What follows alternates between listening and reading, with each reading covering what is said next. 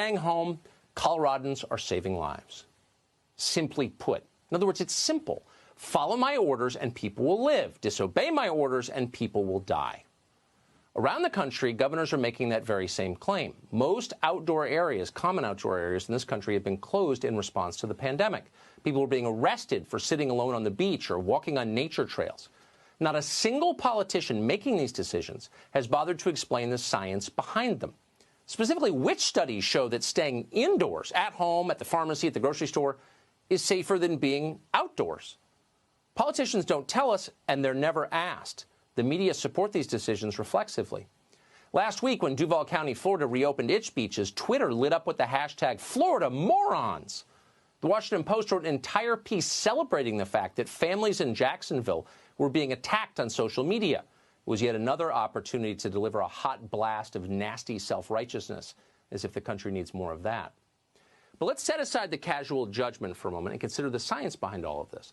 What does the research actually tell us about the perils of being outside? As it happened, there's quite a bit of research on that question. It turns out, and you may have guessed this already because it's very obvious, that enclosed spaces are a dangerous place to be in a pandemic. That was the conclusion of a study earlier this month in the Journal of the American Medical Association.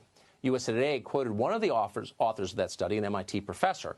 She put it this way, quote, "When one is outside with air circulation or wind, the virus is easily dispersed and less concentrated."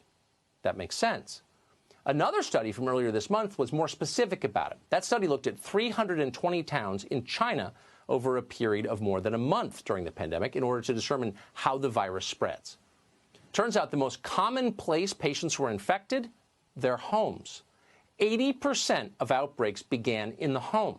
34% of new cases began on public transportation. The number outside? Here's the conclusion, quote, "All identified outbreaks of 3 or more cases occurred in an indoor environment, which confirms that sharing indoor space is a major infection risk," end quote. That study, by the way, is available to all. It's online. Jared Polis could read it if he bothered. Any politician could read it. They haven't. They're not interested. Stay inside, save lives. They repeat that like the vacuous bumper sticker that it is. In fact, actual science suggests the opposite is true. Being outside is far safer. It's also good for you. Researchers have consistently found that fresh air and exercise boost your immune system. It's just like your grandmother claimed.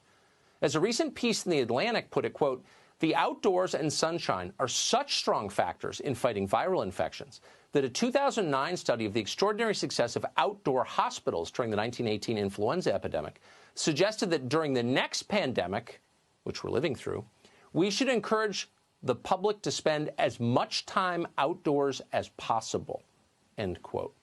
As much time outdoors as possible. Yet, as you may have noticed, our politicians are doing precisely the opposite, and it's driving America to neurosis. Prescriptions for anti-anxiety medications have risen dramatically nationwide in the past 6 weeks.